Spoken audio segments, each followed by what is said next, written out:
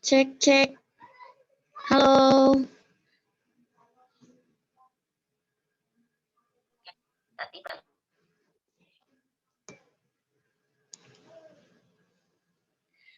Baik, mungkin kita sapa dulu nih, ada pemateri kita Mbak Lenti. Halo Mbak Lenti.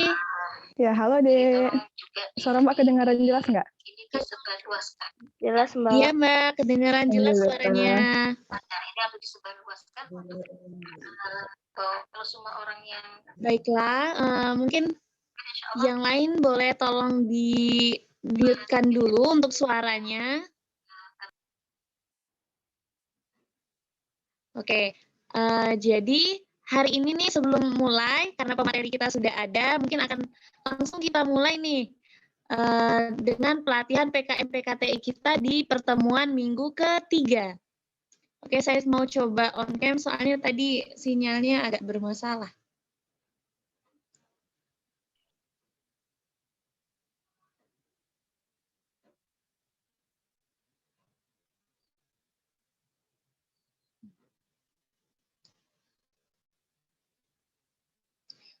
Oke, baiklah.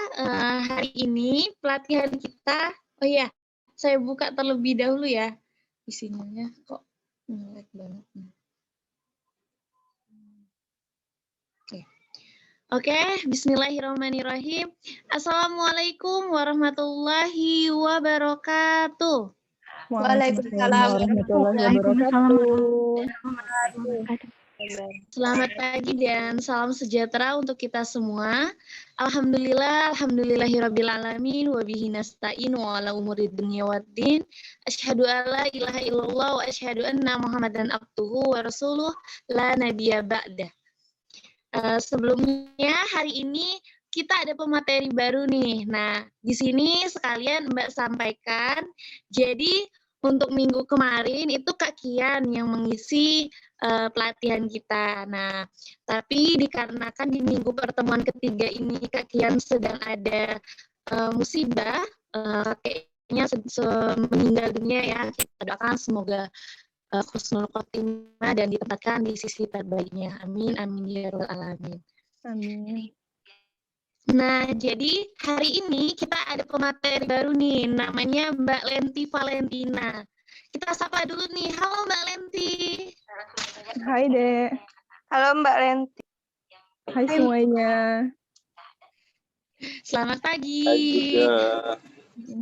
Selamat pagi. Ya, jadi Mbak Lenti ini akan memberikan kita materi tentang pelatihan PKM PKTI, melanjutkan materi dari Kak Kian di minggu kemarin. Nah, Mbak Lenti ini dulu merupakan mahasiswi di Universitas Bengkulu di pertanian ya Mbak Lenti ya? Iya, benar sekali. Iya. Nah, sekarang sedikit cerita dari Kak Kian, katanya Mbak Lenti ini sedang melanjutkan studi S2-nya di Thailand. Wah, luar biasa ya. Iya, Dek, tapi orangnya masih di Bengkulu. Oh, iya. Masih online.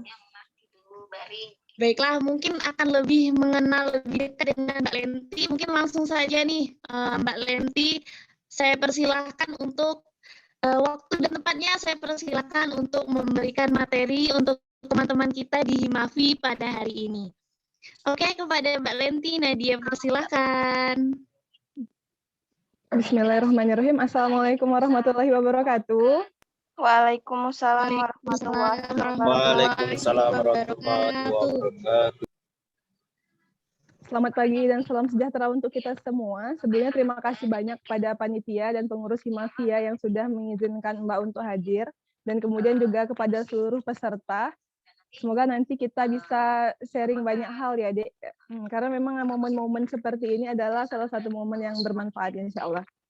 Alhamdulillahirrahmanirrahim, puji dan syukur marilah senantiasa kita panjatkan atas kehadirat Allah Subhanahu wa Ta'ala yang selalu yang memberikan kita nikmat yang luar biasa, walaupun saat ini kondisi Indonesia masih COVID dan lain sebagainya, tetapi tetap harus kita syukuri dalam keadaan kita yang masih bisa berpikir, masih bisa beraktivitas, dan kepada saudara-saudara kita maupun keluarga kita yang sedang diuji kesehatannya, semoga Allah sembuhkan.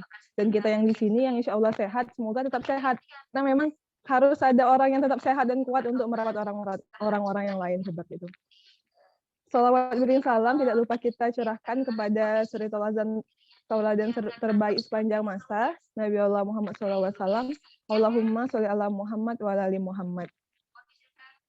Dan sekarang ini alhamdulillah ya, kita bisa bertemu di dalam agenda pelatihan karya tulis ilmiah. Sebelumnya Mbak ya kata Bella ya tadi ya, kalau misalnya Mbak gantikan Kak Kiang, karena memang ya musibah kakeknya meninggal dan Kak Kiangnya juga lagi sedang sakit. Kemarin kecelakaan, kita doakan bersama, semoga beliau cepat sembuh seperti itu. Dan beliau juga titip salam untuk peserta yang hadir di sini untuk tetap semangat mengikuti pelatihan karya tulis ilmiahnya. Dan sama Kak Kiang udah bab 1 sama bab 2 kan, Dek? Ya 500 sampai 1000 aja. Iya, Kak. Heeh. Nah, dan sama Mbak hari ini kita akan bedah bagaimana sih jurus-jurus gitu, bagaimana kita menelisik Mbak KTI itu bab 3, 4, dan 5. Jadi kelanjutan dari pertemuan sebelumnya. Nah, tapi boleh sebelumnya ya, Dek, tadi Mbak udah dikenalkan singkat, tapi boleh kenalan lagi kayak itu. Di slide selanjutnya boleh. Ya, bukan Mbak mau sebelum berbicara lebih lanjut, mungkin udah ada yang pernah ketemu sama Mbak di agenda, atau mungkin ini pertemuan pertama kali kita. Semoga kita bisa saling menjaga silaturahmi ya, Dek. Nah, jadi Mbak juga, nama Mbak Lenti Valentina, sudah alumni. Mbak angkatan 2015. Kalau kalian angkatan berapa ya, Dek? 2020. 20, Mbak. 2020, Mbak. Nah, Masya Allah, masih muda-muda sekali kelihatannya kalian generasi tahun 2000-an ya, Dek ya. Nah, jadi Mbak S1 Agroekoteknologi Pertanian, UNIP itu tahun 2015 masuknya dulu. Moto hidup Mbak Tekero Kontadami Alma, artinya adalah mencintai diri sepenuh jiwa. Karena apa? Memang sebelum kita melakukan banyak hal-hal yang luar biasa di luar sana, memberikan kontribusi, prestasi, ataupun apapun itu, kita harus pertama mencintai diri sendiri. Setelah kita menghargai diri kita sendiri, baru kita lebih mudah untuk memberikan hal-hal yang luar biasa di luar sana. Dan media sosial Mbak itu ada beberapa, boleh nanti kalau misalnya kita mau diskusi dan lain sebagainya, boleh. Dan saat ini aktivitas Mbak sendiri alhamdulillah sambil kuliah S2 di Plant Production Technology program Raja Manggala University of Technology Sriwijaya di Thailand. Nah, tapi Mbak masih di Bengkulu karena memang saat ini COVID belum mengizinkan sama sekali untuk berangkat, dan Indonesia di blacklist ya, Dek, di Thailand terutama kayak itu.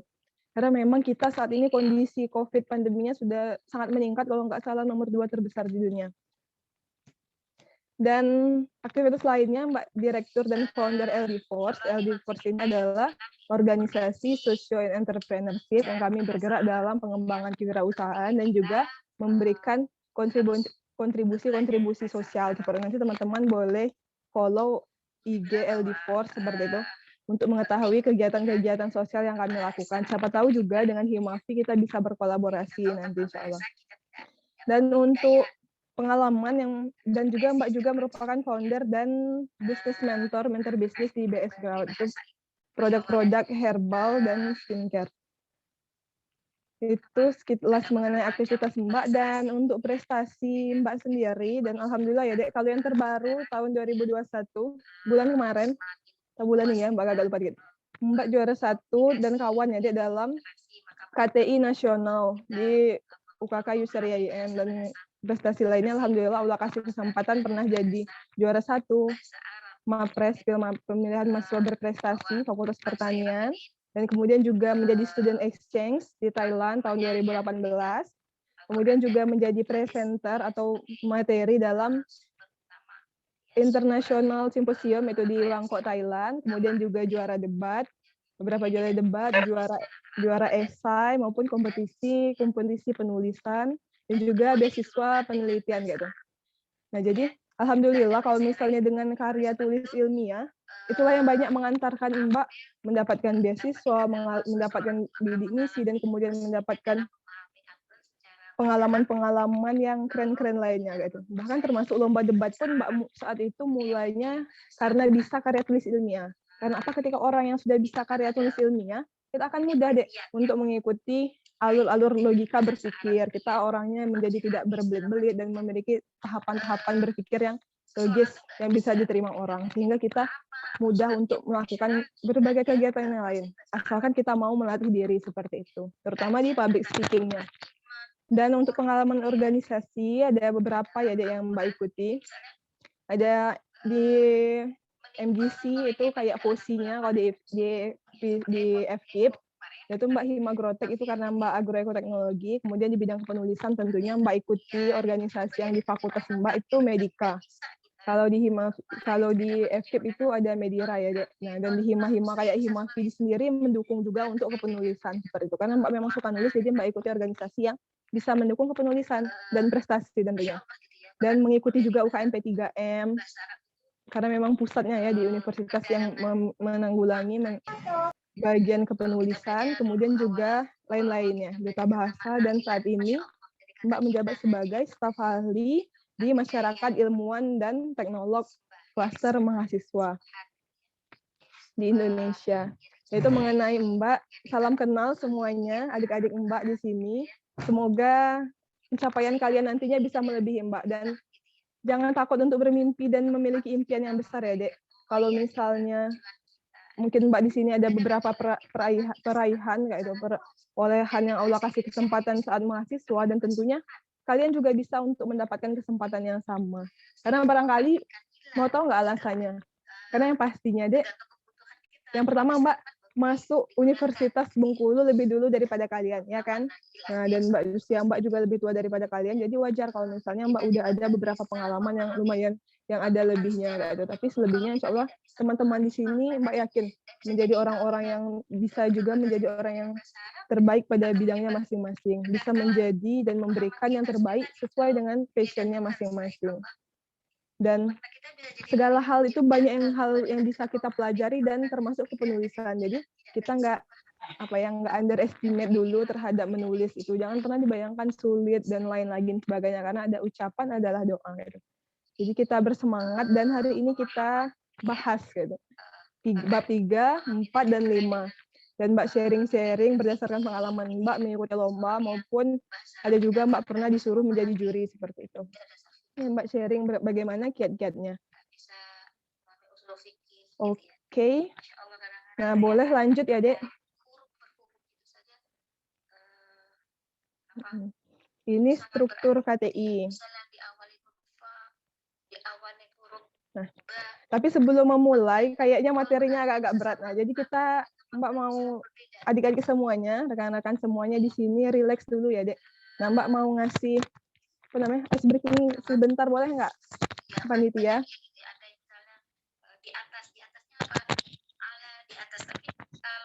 Panitianya nggak jawab, tapi anggap aja. Nah, berarti oke deh. Nah, jadi silahkan rekan-rekan semuanya di sini, karena Mbak lihat banyak yang on kamera ya, silahkan yang belum di-on-kan, dan kemudian boleh perhatikan lingkungan sekitar teman. Kalau misalnya salah, nanti kelihatan ya. Nah, jadi mohon juga untuk panitia, jadi melihat bagaimana peserta-peserta nanti mengikuti ice breaking-nya. Harapannya mengikuti semua. Dan silahkan adik-adik semuanya melihat ke sekitarnya, boleh dipandang, melingkar, lihatin aja sekitar tempatnya masing-masing.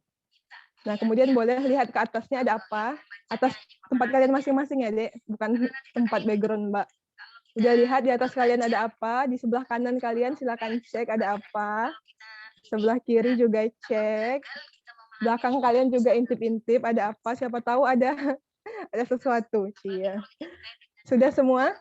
Nah, ini Mbak mulai ya, Dek, ada instruksi yang Mbak ingin berikan dan semuanya mengikuti ya. Silahkan setelah melihat di sekitar-sekitarnya, silahkan kalian tunjukkan ke kamera apapun itu barang yang warnanya hijau. 1, 2, waktunya 5 detik ya.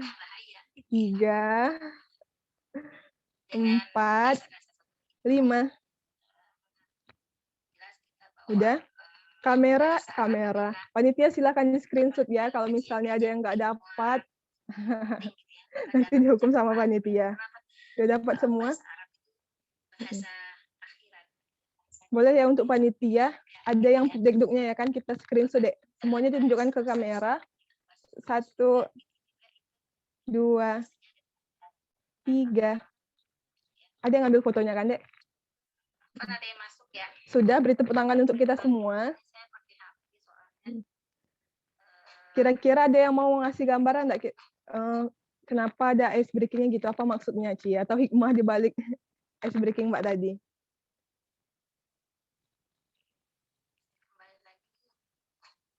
Dia mau? Kayaknya banyak yang kepikiran, tapi mungkin masih malu-malu ya, Dek. Enggak apa-apa, belajar speak up. Karena memang kalau misalnya diam itu adalah emas, tapi kalau misalnya diam kita, akan tetapi kalau bukan diam kita, akan tetapi kalau bicara kita itu yang bermanfaat, nah maka itu adalah sumber dari emas itu sendiri, tambang emas kayak itu ya. Jangan takut untuk bersuara. Asalkan yang kita sampaikan itu adalah hal-hal yang tidak mengganggu orang lain ya. Mbak, izin menjawab, Mbak. Boleh, Dek. Perkenalkan namanya ya. Perkenalkan, nama saya Jody Azhar dari angkatan 2020. Maksud Dek Mbak Jody. tadi menyuruh kami mengambil warna hijau karena warna hijau itu menggambarkan rileks yang menenangkan mata. Kalau nggak salah. Masya Allah. Iya. Luar biasa ya. Jadi ada lagi yang mau?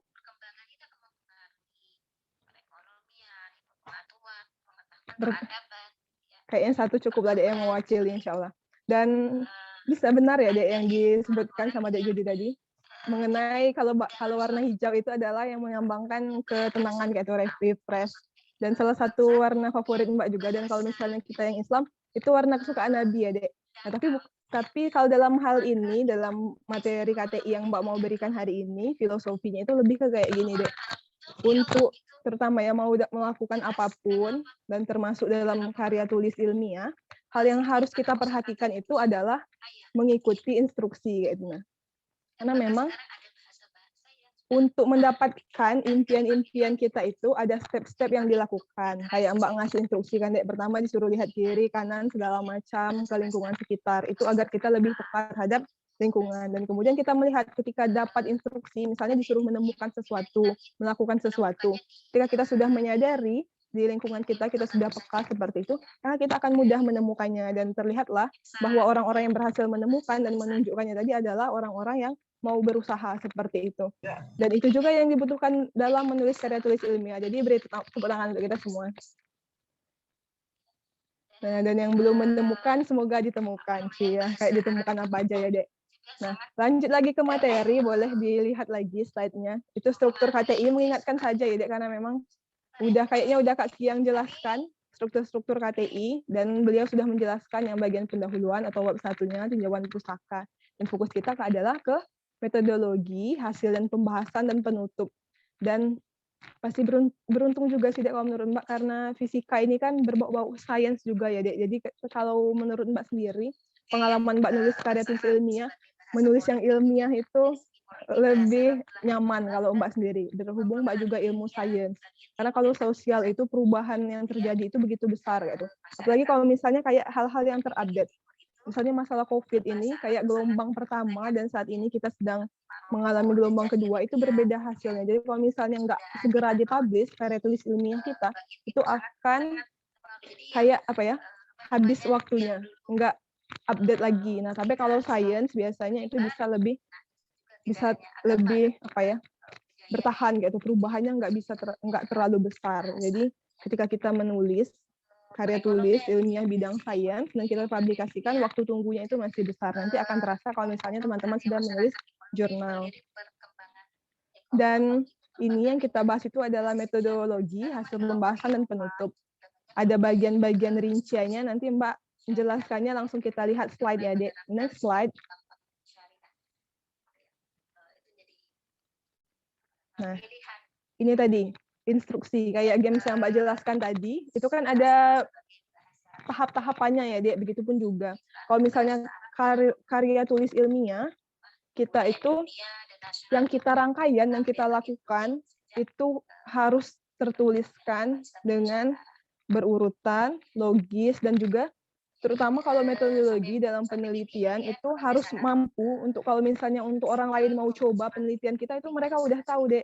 Jadi nggak bakal nanya-nanya lagi. Itu jadi jelas metodenya itu seperti apa, proses tahap-tahapannya apa, detail, misal menggunakan alat apa, bahan apa, ukuran berapa, ketelitian berapa, dilakukan berapa kali, pengulangan, variabelnya apa saja. Jadi kalau misalnya orang baca karya tulis ilmiah kita, tanpa dia nanya ke kita, mereka bisa melakukan sendiri dan mencoba, benar nggak sih misalnya kalau misalnya mereka mau menguji penelitian kita gitu. Jadi bisa dilakukan ulang sama orang lain. Dan kalau misalnya, inilah yang membedakan sama karya tulis misalnya yang fiksi, mereka tidak membutuhkan metode-metode yang seperti ini ya dalam bab-babnya seperti itu. Dan bagian-bagian yang dimuat dalam metodologi penelitian itu apa sih? Nah, jadi kalau misalnya, kan metodologi penelitian ini merupakan proses memilih cara ya Dek, yang spesifik untuk menyelesaikan permasalahan dalam menjalankan riset atau penelitian. Jadi yang wajib dicantumkan dalam metodologi penelitian itu sendiri, yang pertama itu adalah waktu dan tempat. Kemudian bahan dan alat, waktu dan tempat. Mengapa ini menjadi sorotan ya, Dek? Karena memang misalnya kalau yang melakukannya itu pertama kita memiliki record data yang terekam mengenai kapan pelaksanaan. Kemudian bagaimana waktu? Waktu itu mempengaruhi, misal kalau untuk yang melakukan penelitiannya bukan di laboratorium, misalnya melakukan di lapangan ya, Dek, pengaruh misalnya waktu yang dilakukannya itu mulai bulan kapan sampai kapan, dan itu bisa terdeteksi. Apakah itu saat musim hujan kah, musim panas, dan lain sebagainya. Dan tempatnya juga, tempat yang dilakukan penelitian, misalnya kita melakukan di dataran rendah, tinggi, atau di kelompok masyarakat kota, masyarakat desa, di laboratorium maupun di lapangan, itu juga akan mempengaruhi hasil. Jadi harus disebutkan dalam karya tulis ilmiah. Dan ini juga kalau misalnya KTI ya, Dek, kalau misalnya kalian nanti udah terbiasa nulis KTI, melakukan riset, insya Allah skripsi kalian itu bakal mudah. Nah, jadi nikmati saja ketika enak. Pokoknya kalau misalnya dapat KTI, bisa ngikut lomba-lomba, bisa menang, dapat hadiah. Nanti juga saat skripsi nggak terlalu kesulitan, nggak terlalu buta kayak itu. Nah, kemudian selain waktu dan tempat, itu adalah bahan dan alat. Bahan dan alatnya ini tadi harus spesifik. Misalnya bahan yang digunakannya itu apa-apa saja, alatnya juga, ketelitian alat, dan lain sebagainya. Jadi dituliskan. Kayak mistar aja, misalnya kalau menggunakan ketelitiannya berapa sentimeter atau milimeter kayak itu. Jadi jelas orang mengetahui. Atau timbangan dengan skala ketelitian, kayak timbangan analitik dengan timbangan sayur itu kan berbeda kan ketelitiannya. Nah, jadi wajib dituliskan. Dan sesuai juga dengan apa yang kita timbang. Kalau misalnya kita bahan penelitian yang ingin kita lakukan, atau riset KTI yang kita buat itu menggunakan bahan yang berat-berat, maka jangan menggunakan yang menganalitik. Tapi kalau misalnya memang kecil sekali ukurannya seperti nanopartikel dan lain sebagainya, kita harus menggunakan timbangan yang memiliki ketelitian yang tinggi. Dan lanjut lagi itu yang poinnya, poin 1 dan kedua, dan yang lainnya yang harus dicantumkan dalam metodologi itu adalah rancangan, penelitian, dan prosedur. Kalau misalnya rancangan itu, misalnya mau melakukan penelitiannya itu dirancang dengan mau pengacakan acak secara lengkap, ya, misalnya rancangan acak lengkap atau rancangan acak kelompok lengkap dan lain sebagainya. Jadi banyak berbagai macam rancangan penelitian. Nanti kalau misal mau ditanyakan lebih lanjut boleh, tapi kalau misalnya secara umum rancangan itu desain ya. Desain gimana sih kita mau mendapatkan hasil penelitian kita, diulang berapa kali, prosedurnya gimana, kemudian kalau misalnya mau kita acakkan, diacaknya tuh diacak per kelompok ataupun diacak secara random ke seluruh, dan itu kita jelaskan di bagian ini, rancangan dan prosedur. Prosedurnya juga harus dijelaskan secara runtun dan juga spesifik tadi yang dijelaskan. Dan jangan lupa juga itu adalah variabel pengamatan, karena variabel pengamatan itu adalah apa-apa saja yang ingin kita lihat. Ya. Misalnya, kalau misalnya kita mau mengamati, misalnya teman-teman dari Himafi mau menciptakan alat untuk menyembuhkan, mendeteksi apa sih yang mudah, misalnya mendeteksi racun misalnya ya, Dek.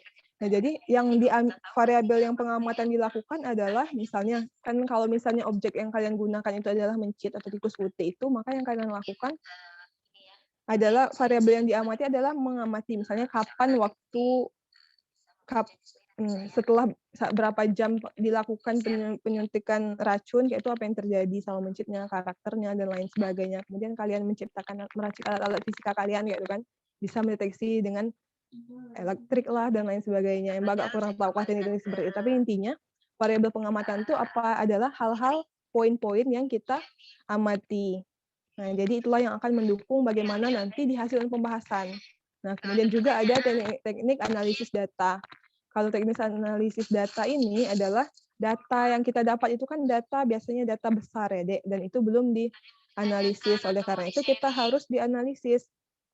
Jadi dianalisisnya ini bisa pertama itu dengan dianalisis secara anafal dulu, kemudian baru kalau misalnya dilihat hasilnya, baru kita kalau berbeda nyata dilakukan uji lanjut, seperti ada yang namanya DMRT, ada regresi maupun polinomial ortogonal dan lain sebagainya. Itu bergantung sama rancangan penelitian yang rekan-rekan lakukan. Dan jangan dipusingkan dulu, nanti biasanya kalau misalnya kita udah punya yang ingin kita lakukan, ide yang ingin kita tuliskan ke karya tulis ilmiah, itu akan mudah kita mendeteksi kira-kira mau metodologi pelaksanaannya seperti apa, mau dirancangnya bagaimana, seperti jadi akan mudah. Jadi jangan merasa hal ini menjadi sulit gitu. Bisa kita pelajari. Ketika kita mau, nanti banyak sekali referensi-referensi yang ada, dan itu bisa kita gunakan. Dan lanjutnya, itu tadi mengenai metodologi ya, Dek. Mbak mau kasih contoh, ini contoh karya tulis Mbak dan kawan-kawan Mbak dari LDPOS yang kami lakukan kayak itu, mengenai metodologi penelitian. Kalau yang Mbak jelaskan tadi lebih banyak ke itu karya tulis ilmiah yang sains ya, Dek. Jadi analisisnya itu analisis dengan kuantitatif atau dengan data-data angka gitu. Nah, tapi bisa juga, ini contoh yang Mbak kasih, ini contoh kalau misalnya untuk karya tulis ilmiah yang sosial. Nah, jadi kalau misalnya yang sosial itu ada ya, Mbak selipkan, itu adalah waktu dan objek penelitiannya kayak itu. Dilakukan kapan dan objek penelitiannya itu apa. Kemudian data yang digunakan jenisnya data apakah kayak itu. Nah, data kualitatif kah atau data kuantitatif? Kalau kuantitatif itu data berupa angka-angka, gitu. Nah, bisa hasil perhitungan, hasil pengamatan yang kita lakukan. Kalau kualitatif itu bersifat kualitas, ataupun yang itu yang cipta data-datanya itu berupa penjelasan kata-kata kayak itu. Kemudian teknik pengumpulan data itu misalnya observasi dan dokumentasi. Ini yang untuk sosial, tapi kalau misalnya untuk yang kayak yang lebih ke sains yang Mbak jelaskan sebelumnya, itu pengumpulan data itu dengan dilakukan percobaan secara langsung itu tadi, dengan misalnya dengan melakukan pengamatan dengan rancangan apa, misalnya rancangan acak lengkap dengan diulang berapa kali kayak itu, variabelnya apa-apa saja. Nah, jadi dijelaskan. Nah, kemudian ada lagi teknis analisis data. Kalau misalnya untuk yang untuk sosial itu biasanya lebih ke deskriptif, kualitatif. Kalau yang untuk sains tadi, ini analisis datanya itu biasanya ANOVA, dan itu dilanjutkan dengan uji lanjut sesuai dengan desain percobaannya masing-masing. Jadi nggak sulit ya, Dek. Bisa, insya Allah. Dan lanjut lagi.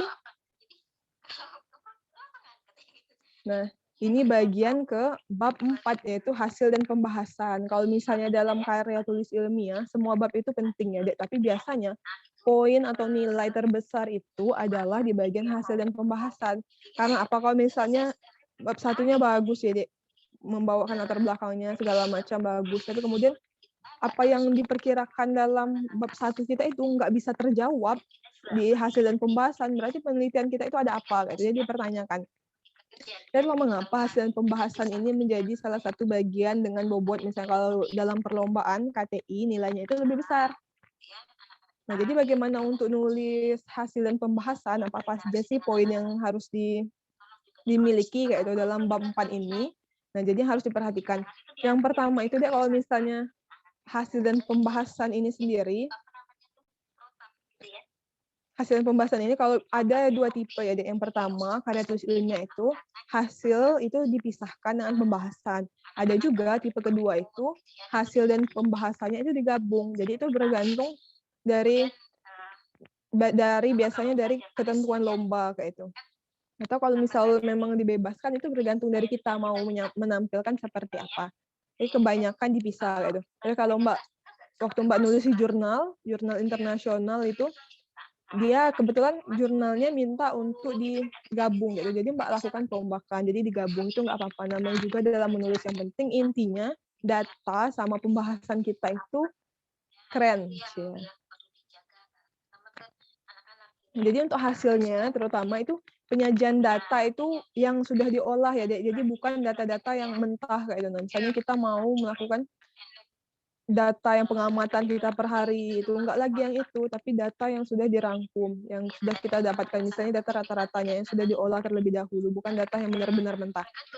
Nah, dan juga yang sudah dianalisis untuk hasil penelitian. Jadi itu yang ditampilkan biasanya berupa tabel kalau data hasil. Dan di hasil ini nggak terlalu banyak penjelasan. Kalau misalnya dipisah ya, dia itu menjelaskan bagaimana hasil dan memberikan keterangan kepada tabel.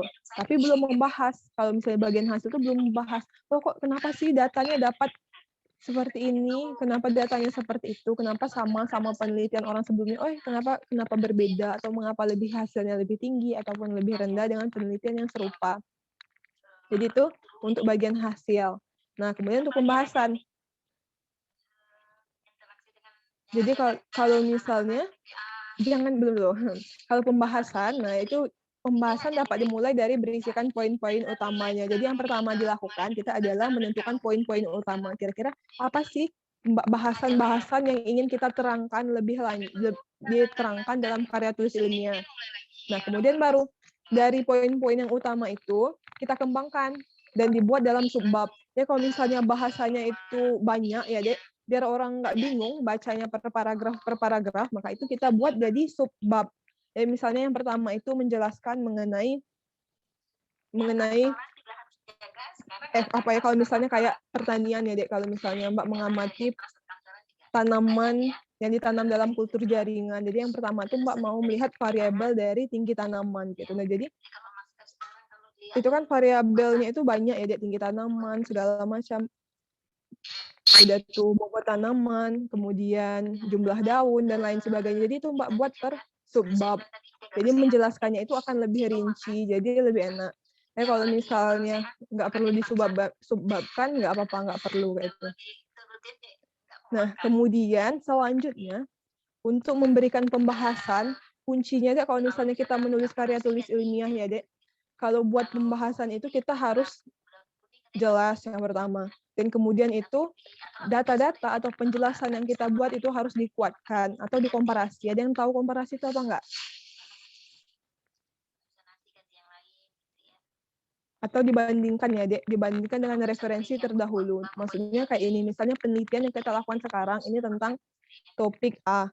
Dan itu kita bandingkan orang sebelumnya, misalnya si Amin, dan dia melakukan penelitian juga yang mirip-mirip, tapi berbeda objek. Tapi dia menggunakan bahan yang lain, yaitu dia mendapatkan hasilnya segini. Gitu. Kemudian kita bandingkan, yang kita dapatnya hasilnya lebih bagus atau enggak, atau kurang, atau berbeda. Kira-kira kenapa berbeda? Ternyata ada perbedaan yang digunakan, misalnya dari konsentrasi kah, kemudian dari alat dan bahan yang digunakan, dan lain sebagainya.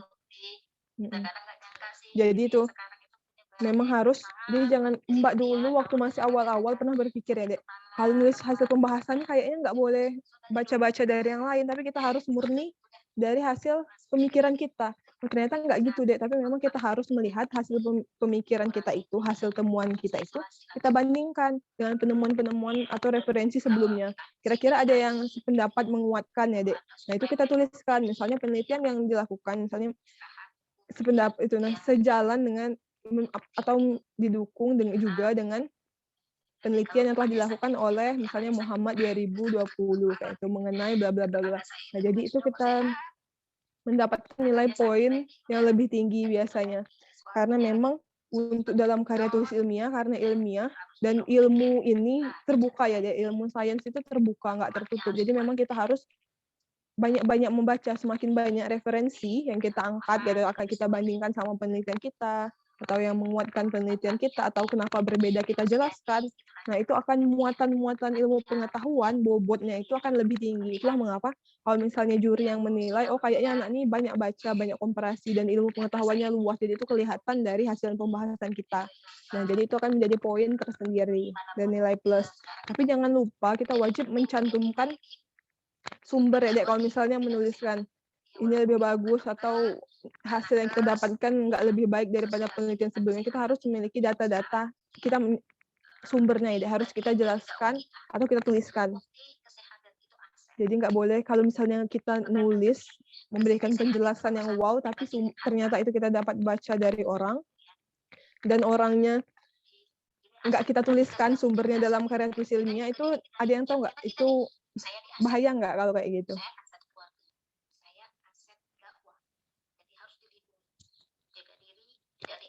Nah, jadi itu kalau dalam karya tulis ilmiah itu adalah kejahatan ya, kejahatan yang luar biasa ibaratnya. Nah, itu disebut plagiat. Jadi nggak boleh sama sekali melakukan kalau misalnya kita mendapatkan informasi dari lain tapi nggak kita tuliskan dan nama referensinya, sumber referensinya, berarti kita itu termasuk plagiat. Dan nilai plagiat itu akan bisa jadi teman-teman kalau misalnya ikut lomba itu akan dieliminasi atau jauh sekali mengurangi poin gitu. Nah, jadi jangan sampai melakukan hal-hal yang seperti itu. Boleh kita mengambil banyak referensi asalkan kita mencantumkan referensinya. Dan lanjut. Nah, ini hasil dan pembahasan. Dan misalnya ada hasil yang kita dapatkan, misalnya hasilnya itu berupa angka-angka ya. Jadi ini contoh yang Mbak buat, saya tulis Mbak juga yang Mbak buat itu. Yang kita dapatkan hasilnya berupa angka-angka dari observasi langsung kalau ini metode yang Mbak lakukan. Dan kemudian juga hasil dan pembahasannya itu ada juga yang menjelaskan apa aja yang ingin kita jelaskan ya, Dek. Nah, kalau misalnya kayak KTI yang pertama ini, Mbak ingin menjelaskan mengenai konsep socio-edupreneur, karena memang ini menjadi bahasan yang masuk ke judul Mbak, nanti Mbak kasih tahu judulnya. Jadi harus kita jelaskan dan nggak membuat tanda tanya lagi kan sama orang, apa sih sebenarnya konsep socio-edupreneur. Dan ternyata kalau misalnya Mbak jelaskan, socio-edupreneur itu adalah konsep socio-edupreneur itu adalah 3 konsep gabungan yang menggabungkan antara edukasi, sosial, dan juga preneur atau preneurship. Nah, jadi kemudian seperti ini, kita bisa dalam pembahasan itu kita mau menampilkan tabel boleh, kayak itu, menampilkan gambar itu boleh, grafik, diagram itu boleh. Tapi nanti ditulis keterangannya seperti itu. Jadi contoh hasil dan pembahasan. Kalau misalnya mau melihat hasil dan pembahasan Mbak yang lain, bisa juga buka jurnal ya, Dek. Jurnal internasional yang pernah Mbak buat sama dosen-dosen Mbak. Itu cari aja Lempi Valentina, dan itu Mbak itu murni ke science nanti kalau misalnya, tapi dalam bahasa Inggris, tentang should multiplication of HPC34 hybrid pineapples in bioreactor. Nah, jadi itu Mbak melakukan penelitian kultur jaringan nanas dengan menggunakan sistem bioreaktor gitu. Jadi banyak cara, dan apa-apa yang ditampilkan itu bagus. Dan memang kalau misalnya untuk hasil pembahasan itu ya, Dek, daripada kita menggunakan penjelasan berupa huruf-huruf aja gitu, huruf-huruf iya. Lebih baik kita kombinasi, ada menggunakan gambar, tabel, diagram, dan lain sebagainya. Karena apa? Ini akan lebih membuat pembaca itu tertarik sama jurnal yang kita tangkap. Bayangkan kalau misalnya karya tulis yang kita buat, KTI yang ingin kita lombakan itu ada 20 lembar misalnya, dan itu semuanya tulisan, semua nggak ada gambar, nggak ada tabel, nggak ada grafik, pasti orang itu akan bosan sekali untuk membacanya. Walaupun orang itu hobi membaca kayak itu. Jadi nggak apa kalau misalnya hasil pembahasan itu kita cantumkan hal-hal yang menarik bagi pembaca. Dan selanjutnya,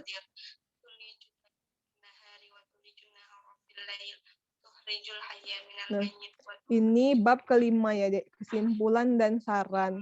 Jadi kalau misalnya bab ini biasanya bukan judulnya kesimpulan dan saran, penutup. Biasanya bab 5 itu penutup, dan yang dimuat itu adalah kesimpulan dan saran.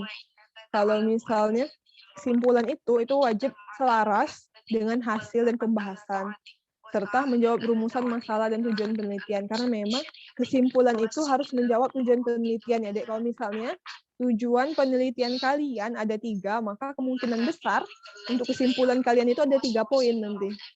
Nah, kalau misalnya banyak, nanti juga banyak. Tapi biasanya kalau tujuan penelitian itu nggak terlalu banyak ya, Dek, 2-3, dan kesimpulannya juga nggak terlalu banyak. Kalau kesimpulan itu wajib kita jelaskan itu jelas, nggak bertele-tele, dan benar-benar menjawab tadi. Dan wajib juga selaras. Jadi nggak bisa misalnya hasil dan pembahasan kita menunjukkan misalnya hasil yang kita dapat tuh A. Tapi kalau misalnya kita buat di kesimpulan, kita buat amin.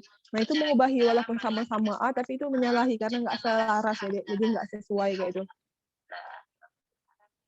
Jadi hal-hal yang harus diperhatikan, karena apa? Walaupun bab penutup ini adalah bab yang paling kecil, yang paling sedikit ya, palingan 1 lembar biasanya, tapi ini memiliki poinnya yang tinggi itu. Karena memang kalau misalnya orang yang kesimpulannya nggak bagus kayak itu, orang tuh akan bertanya-tanya yang nggak sesuai ya, Dek. Kok nggak menjawab sih? Nggak tahu sebenarnya. Kadang kan orang kalau misalnya baca KTI, orang itu kan lihat judulnya,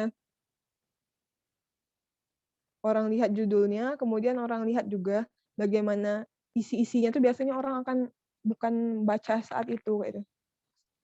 Nah, tapi kemudian yang mereka lihat itu abstrak biasanya. Nah, kemudian setelah abstrak dilihat, mereka juga melihat ke bagian kesimpulan gitu. Jadi kalau misalnya kesimpulannya nggak terlalu menjawab, orang bingung, oh kayak mana sih sebenarnya hasilnya penelitiannya ini. Nah, dan kemudian itulah yang harus kita perhatikan dan tahu dari performa atau bentukan kesimpulan itu seperti apa. Jadi kadang-kadang orang ada yang buat tujuannya A tapi kesimpulannya B gitu. Jadi itu nggak baik ya. Ini memang telah tadi kita mengikuti instruksi yang ada. Dan selanjutnya itu ada saran. Kalau misalnya saran ini disajikan sesuai dengan target sasaran dan menyebutkan solusi. Jadi misalnya kalau misalnya sarannya itu memang langsung menuju ya, Dek. Menuju dan spesifik itu apa sih yang disasarkan dan sarannya ini apa sih yang misalnya harusnya bisa dilakukan kemudian untuk tindak lanjutan selanjutnya misalnya untuk pengembangan yang lain maupun dan yang hal-hal yang bermanfaat lainnya ataupun mau disarankan kepada spesifik misalnya kepada mau sama pemerintah kah atau orang-orang yang terlibat dan lain sebagainya misalnya kelompok masyarakat, ibu PKK ataupun mau disarankan kepada peneliti lanjutan. Nah, itu bisa saja dimuat dalam saran. Lanjut. Nah, kalau itu penjelasan tentang kesimpulan dan saran, kita lihat contohnya ya, Dek. Nah, ini masih KTI yang Mbak buat. Kalau misalnya KTI yang Mbak buat, yang pertama itu Mbak kan tujuannya itu adalah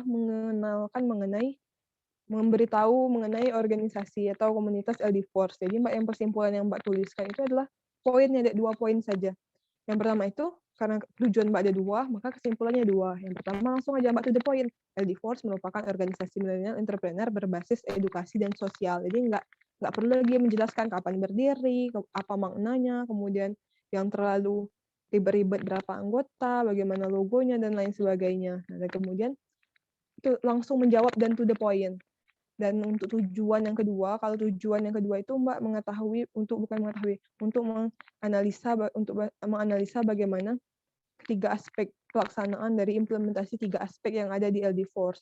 Nah, jadi kalau misalnya untuk penutupnya langsung aja dibuat di kesimpulan.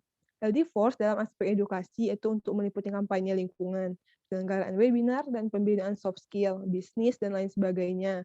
Untuk aspek sosial, kegiatan kebutuhan LD Force dapat dilakukan melalui 2 program utama, yakni LD Force Care and Life Action Care.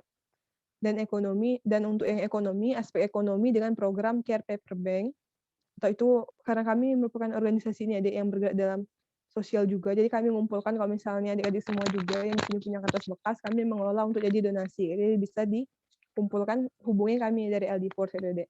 Jadi Mbak buat di sini aspek ekonominya Mbak jelaskan juga, ada nama programnya itu Care Paper Bank, penjualan produk, uang kas dan infak mitra. Jadi itu sudah menjawab dari 3 aspek yang ada di LD Force. Yang pertama sudah menjawab dari tujuan mengenai apa itu LD Force. Nah, jadi selesai, nggak sulit-sulit. Kalau misalnya tujuan yang kita dapatkan itu ada berupa angka-angka yang harus dijelaskan, maka dijelaskan gitu. Nah, kemudian saran itu misalnya kalau yang ini perlu dilakukan kajian lebih lanjut untuk perluasan wilayah gerak LD Force seluruh Indonesia karena memang kondisinya saat ini baru di Bengkulu ya, Dek, dan serta optimalisasi LD Force sebagai media edu sociopreneur dalam bentuk platform dengan keterlibatan berbagai pihak pada pihak swasta maupun pihak pemerintah. Nah, jadi itu sarannya itu adalah saran kira-kira yang bisa membangun untuk kemudian pergerakan apa yang harus dilakukan. Lalu hal-hal langkah strategisnya gitu. Nah, jadi seperti itu kurang lebih gambaran dari penutup yang isinya adalah kesimpulan dan saran. Dan lanjut lagi, nanti harapannya kita itu Dek lebih banyak ke diskusi karena memang kalau misalnya di sini apalagi ya kalau misalnya udah ada ide ingin ikut lomba apa, jadi kita nanti bisa banyak sharing-sharing. Nah, kemudian ada lagi Mbak mau ngasih tips tambahan karena memang materi kita 3, 4, 5 tadi udah dibahas. Ini ada tips trik untuk memenangkan lomba KTI. Jadi yang pertama itu adalah judul yang menarik. Nah, jadi kalau misalnya untuk membuat judul yang menarik itu jangan sampai kita memikirkan itu versi kita, oh ini versi kita menarik loh. Tapi kalau misalnya versi orang nggak menarik, nah jadi kita harus memiliki 2 sudut pandang. Kita sebagai penulis ataupun sebagai pembaca. Jadi kalau misalnya kita mau lomba, bisa nih kita nanya nih sama teman-teman atau kelompok kita. kira-kira judul kita nih udah keinget belum sih sama orang, udah menarik belum gitu, udah eye catching belum. Nah, jadi memang apa ya, kalau ada yang bilang don't judge from the cover, tapi nggak bisa kalau misalnya kita beli buku ya Dek, kalau misalnya nggak tahu isinya, nggak bisa kita nggak lihat covernya sama sekali kan. Nah, jadi memang harus cover itu harus bagus, kayak kesan pertama itu harus bagus. Kalau bisa bagus, kenapa nggak bagus? Kayak kita jangan menjadikan hal-hal yang membuat kita nggak maksimal sebagai alasan untuk kita menurunkan kapasitas diri gitu. Jadi itu.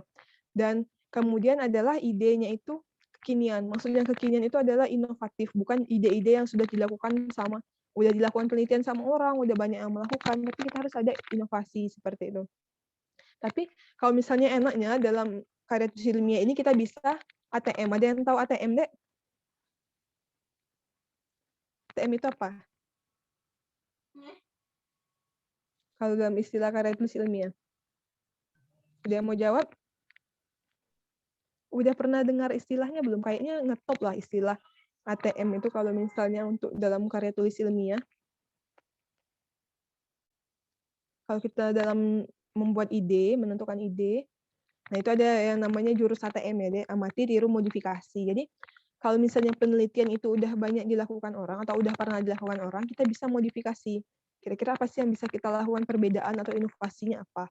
Nah, jadi itu udah termasuk ide kekinian dan nggak mencontoh ide yang lain. Jadi itu bisa juga dilakukan. Jadi nggak mesti yang kayak penelitian harus benar-benar ilmu-ilmu yang baru kayak gitu. Nah, jadi lebih bisa kita lebih leluasa lah untuk kita lakukan berbagai inovasi.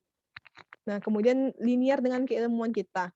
Usahakan ya, Dek, kalau misalnya ini kan fisika kayak itu masih terkait-kait sama ini. Kalau misalnya bisa jadi sih kalau misalnya teman-teman mau mengikuti lomba hukum, sosial dan lain sebagainya, tapi itu biasanya orang akan menilai itu bukan keahlian kita. Nah, tapi kecuali kalau misalnya kelompok kita ada misalnya dari fakultas lain yang kita ajak gitu, dari tema lomba yang kita ikuti itu biasanya bisa. Dan banyak juga lomba-lomba kalau misalnya karya tulis ilmiah itu yang perwakilan universitas ya, jadi nggak mesti dalam satu prodi, satu fakultas dan lain sebagainya. Kita tinggal melihat dari panduan atau pedoman lomba itu sendiri, lomba KTI-nya.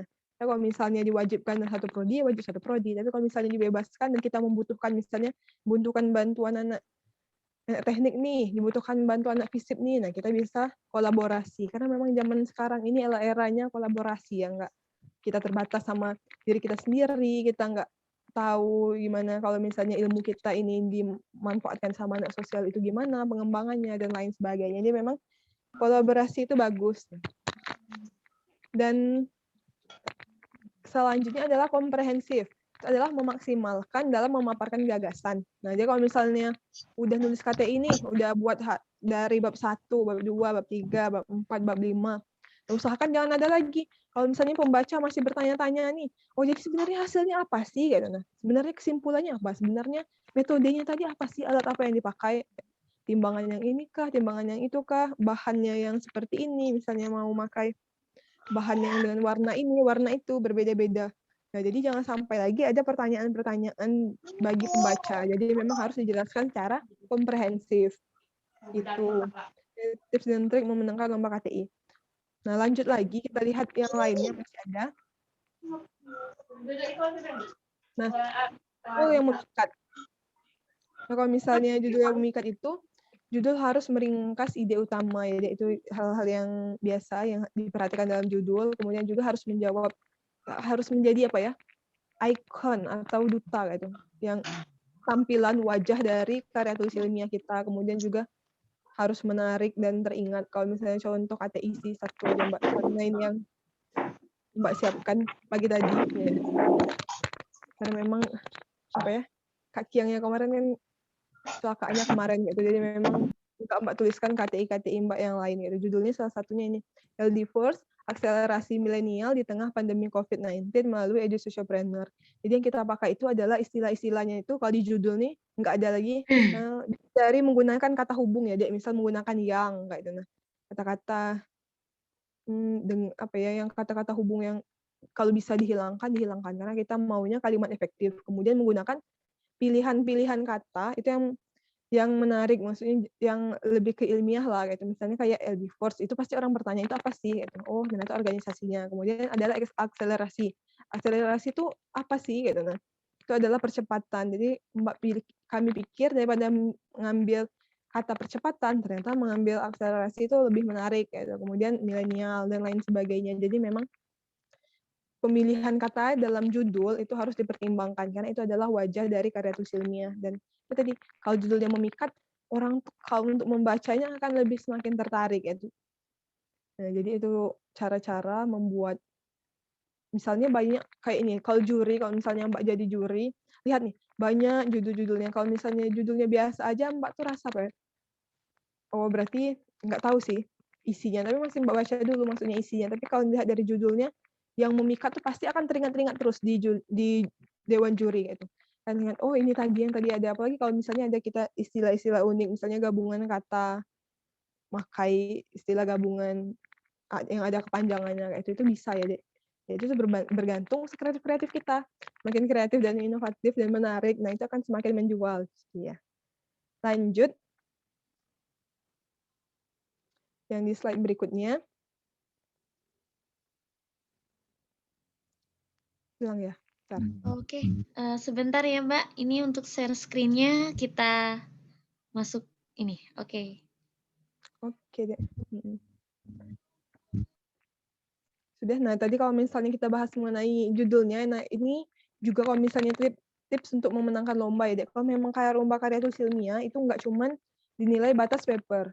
Karena memang dinilainya itu juga dari seni presentasi. Dan ini juga kalau misalnya Mbak cerita-cerita kenapa Mbak, padahal orang KTI ya, Dek, orang penulis, kayak kemudian Mbak terjun di lomba perdebatan di bangku kuliah, dan alhamdulillah tim kami itu menang. Karena memang di karya tulis ilmiah itu bukan cuma nulis, tapi kita di sini latihan presentasi, public speaking, dan lain sebagainya. Kayak kalau misalnya dari nonverbal, itu kita lihat ya eye contact kita, kayak itu, kemudian mimik wajah, gestur, dan senyum, kayak itu. Dan kalau misalnya kayak eye contact ya, kalau misalnya sama dewan juri, kalau misalnya lagi online kayak ini, berarti lebih ke dewan juri ya, Dek. Nggak sama peserta-peserta yang lain, nggak tahu juga. Jadi kayak itu. Jadi lihat kalau misalnya eye contact-nya bagus, nggak menghindari, matanya nggak macam-macam, nggak mejam-mejam dan lain sebagainya. Jadi menampakkan antusias dan tingkat kepercayaan diri. Juga mimik wajah yang ragu dan nggak meyakinkan dan orang yang nervous itu biasanya kan kebaca ya, Dek. Dan juga kalau misalnya tambah senyum, jangan lupa. Karena senyum itu merelaksasi dan nggak membuat kita menjadi terlalu nervous atau tegang. Nah, selanjutnya untuk yang verbal, misalnya bahasa yang kita gunakan itu baku, jangan. Dan juga kalau misalnya lagi presentasi, walaupun terbiasa ya pakai bahasa daerah, misalnya lajulah kita pakai bahasa daerah juga. Nah, jadi bahasanya baku, intonasinya juga dimainkan. Kalau misalnya ada intonasi orang yang datar terus, dia apa ya? Dia kata orang kayak baca ya gitu. Nah, tapi kalau kita coba dengan intonasi, ada yang perlu ditekankan, misalnya dalam kata-kata kayak itu, ada yang nggak perlu. Nah, kemudian tutur kata yang sopan dan suara yang jelas, jadi A, I, U, E, O. Dan juga kalau biasanya kalau kesalahan kita dalam berbicara itu biasanya kita memiliki filler. Kalau dalam bahasa Inggris istilahnya itu filler, kalau bahasa Indonesia-nya itu kayak ini. Kalau kita ngomong terlalu banyak jeda, nah mungkin kalau teman-teman di sini yang masih belum percaya aja, bisa cek ya, Dek, kita seberapa banyak filler yang kita miliki gitu. Ketika kita berbicara, seberapa banyak misalnya kita rekam ya berbicara 1 menit aja, berapa yang terkeluar gitu. Nah, itu menandakan berarti kita masih harus berlatih lagi untuk mengurangi kata-kata yang filler. Nah, kemudian long pause. Long pause itu kalau misalnya ketika kita presentasi, long pause itu adalah jeda. Jeda kita untuk menyampaikan satu dan menyampaikan yang lainnya itu misalnya terlalu lama. Karena mungkin kita bingung lah, ngeblank dan lain sebagainya. Itulah mengapa latihan itu biasanya make it perfect. Practice make it perfect. Jadi harus banyak-banyak latihan. Nah, dan selanjutnya adalah amazing opening.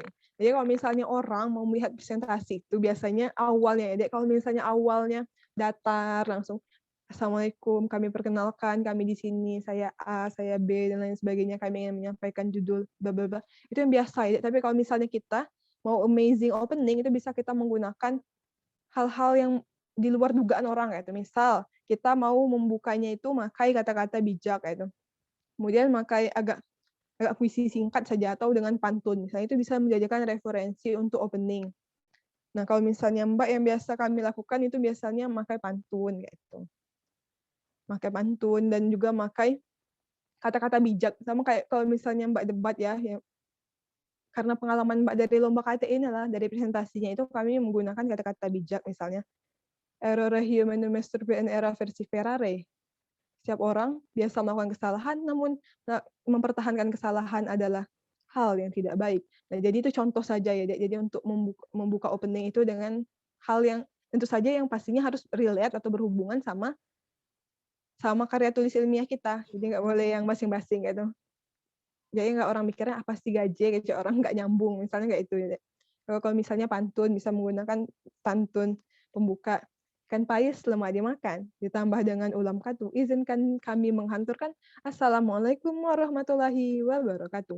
Nah, jadi orang, oh ya anak nih kayaknya apa? Membuat dewan juri merasa terpana ya, bukan terpana juga, dan untuk mengikat kan. Kalau misalnya orang yang biasa-biasa saja, dewan juri itu biasanya nggak terlalu ngingat ya timnya kayaknya. Tapi kalau misalnya ada yang berbeda, mereka itu akan menarik bagi dewan juri, dan dewan juri akan lebih memperhatikan saat presentasi. Dan kemudian juga adalah pembawaan diri, jadi menggunakan pakaian yang terbaik dan sopan dan layak, seperti itu, tersenyum dan tenang pembawaannya, jadi nggak yang terburu-buru atau yang terbata-bata.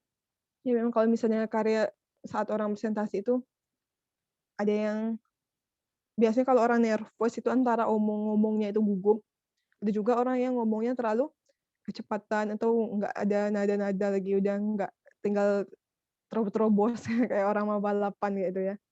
Nah, jadi itu beberapa tips presentasi. Dan kalau misalnya mau teman-teman mau mencoba langsung, memang harus mengikuti lomba ya, Dek. Kalau misalnya kita percuma kalau misalnya kita banyak mengetahui tips, mengetahui triknya, tapi kalau misalnya nggak kita praktekkan, itu biasanya nggak masuk. Tapi kalau misalnya bisa praktek langsung, itu bagus.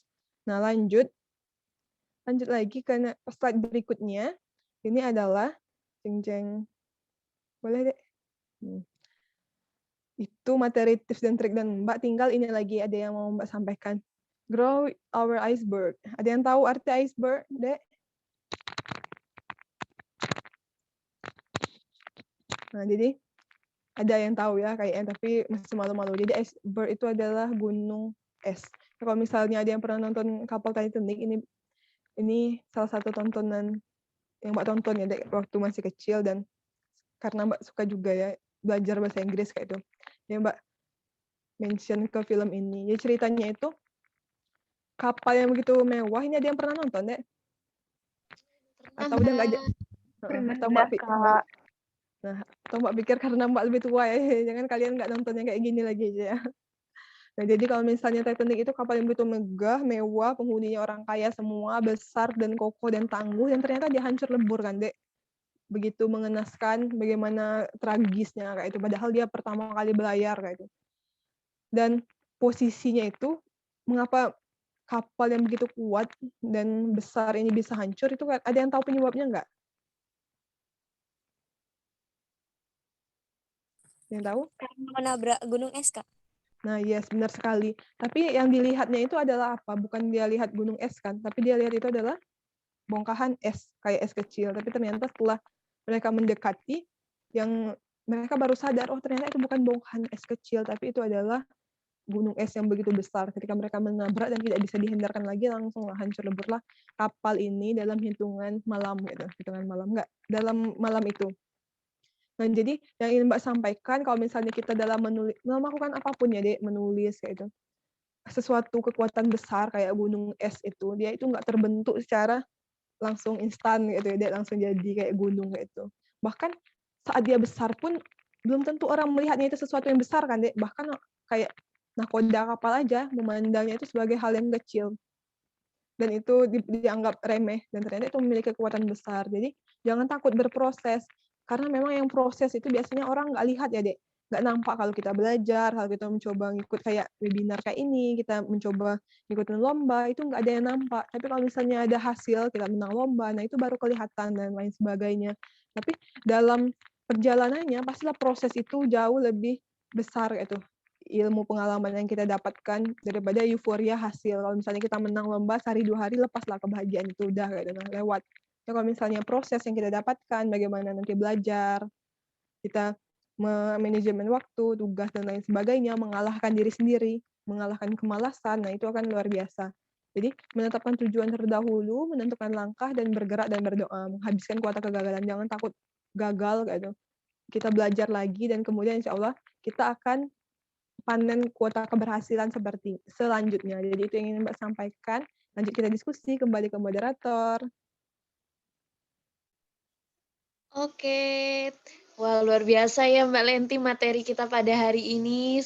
Kita sudah membedah nih struktur KTI dari bab 3, bab 4, dan bab 5 juga udah dikasih tips dan trik menang lomba KTI dan juga tips nih presentasi yang baik.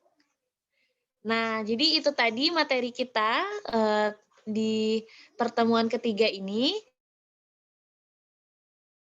Buka sesi tanya jawab kepada kawan-kawan Himavi yang berada di dalam room Zoom untuk mengajukan pertanyaannya nih seputar dari penulisan PKM-KTI kita di minggu ini. Oke, silakan yang ingin bertanya, silakan untuk raise hand-nya.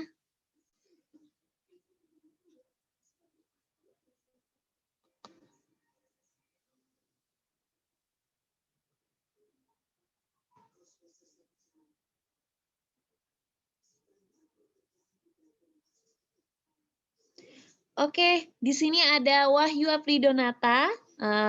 Saya persilakan untuk menyebutkan pertanyaannya. Silakan untuk menghidupkan mikrofonnya.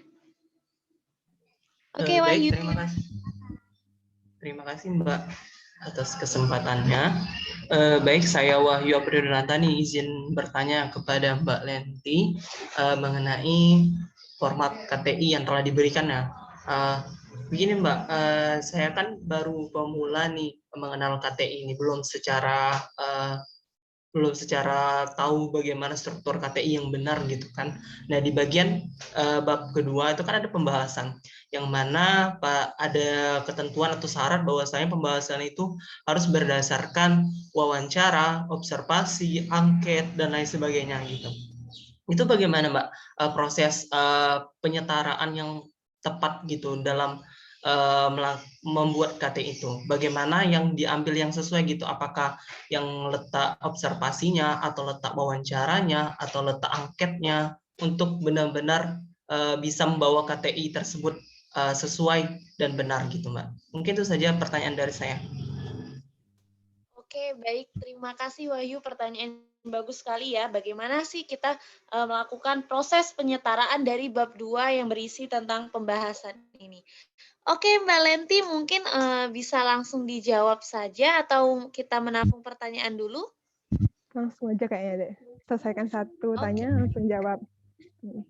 Oke, jadi Lenti Oke, makasih ya Dek. Terima kasih untuk pertanyaan Dek Wahyu. Apridonata insya Allah sudah memiliki semangat ya Dek, spirit untuk mengikuti lomba karya tulis ilmiah. Dan bagian pembahasan itu di bab 4 ya Dek lokasinya, jadi bukan di bab kedua kayak itu. Ya kalau misalnya Dek mau menentukan angket ya Dek. Nah, pertama kita tuh harus spesifik ya Dek. Sebenarnya objek yang mau Adek lakukan itu, kalau misalnya angket, ini biasanya bisa ke objeknya itu lebih ke manusia ya Dek, benar nggak? Nah, tinggal yang pertama kalau misalnya Dek, kalau berupa angket atau kuesioner ini kan orang ya yang jadi objek penelitian kita. Ya tinggal lagi pertama, Adek pastikan ruang lingkup dari penelitian Adek. Misal siapa yang mau Adek amati? Misalnya siswa ya Dek, misalnya siswa SMA sekota Bengkulu yang ingin Adek amati. Anggaplah karena kalian pendidikan fisika ya, bisa jadi ketika kalian skripsi yang ingin kalian gunakan nanti misalnya mau ngamati dari siswa fisika gitu. Pertama yang Kota Bengkulu. Nah, jadi pertama angketnya itu yang harus Adek dapatkan pertama adalah cangkupan wilayah adalah Kota Bengkulu. Nah, itu udah menjadi apa ya? Langkah awal. Nah, kemudian tentukan lagi kan tadi Adek bilangnya SMA misalnya ya, yang Mbak contohkan tadi itu adalah SMA. Nah, SMA di Kota Bengkulu itu ada berapa? Misalnya ada puluhan. Dan kemudian apakah mau yang Adek ambil tuh maukah semuanya atau mau sampel? Kalau misalnya mau sampel, Adek ngambilnya misalnya per kecamatan, mau kecamatan diambil satu, nanti diambil acak per acak. Nah, kemudian mau mengambil per kecamatan itu dapat satu sekolah, dan di sekolah tuh mau ngambil berapa sampel untuk dilakukan penelitian. Misalnya mau berapa anak. Misalnya berapa anak yang mau diambil. Jadi ditentukan, jadi penentuan populasi dan penentuan sampel. Dan biasanya minimum populasi itu ada keseluruhan yang diamati. Kalau sampel itu adalah yang kita amati, yang objek yang langsung kita survei, yang langsung kita suruh mengisikan kuesioner dan lain sebagainya. Itu adalah minimal, itu tuh harus menjadi kayak dari yang kita pilih, jumlah yang kita pilih itu harus menggambarkan dari populasi yang ada gitu, mewakili gitu. Jadi itu yang harus kita tentukan. Nanti bisa dilakukan. Atau kalau misalnya mau ngambilnya lingkupnya lebih spesifik, mau satu sekolah. Nah, kemudian baru kalau misalnya ada yang mau ngambil satu sekolah, berarti setiap kelas itu harus ada perwakilan kan. Nah, jadi itu yang harus ditentukan. Populasi sampel biasanya itu adalah 10% dari populasi. Itu minimal. Nggak boleh lebih rendah daripada itu. Kalau misalnya lebih rendah, nggak mewakili. Nah, jadi itu beberapa hal-hal yang perlu diperhatikan gitu, Nade. Itu sih kalau misalnya jawaban dari Mbak. Tapi kalau misalnya penelitiannya itu penelitian lapangan, misalnya entah itu ke laboratorium maupun ke lahan dan lain sebagainya, itu nggak ngisi-ngisi angket, tapi kita yang melakukan penelitian langsung. Misalnya apa yang mau kita ukur, tadi itu dari variabel pengamatan, mau ukur misalnya suhu kah, kelembapan, daya tahan, atau sifat fisik yang lebih spesifiknya apa lagi, dan lain-lain sebagainya. Kayak itu sih, Dek. Oke, baik. Terima kasih Mbak Lenti atas jawabannya. Jadi itu tadi ya proses penyetaraan dari bab 4 pembahasan ini tadi. Oke, bagaimana Wahyu? Bisa dipahami untuk jawaban dari pertanyaan Wahyu tadi? Baik, alhamdulillah udah paham Mbak, udah tahu gimana dalam proses yang benar dan baik mungkin dari tips dari Mbak Lenti ya. Terima kasih Mbak. Terima kasih.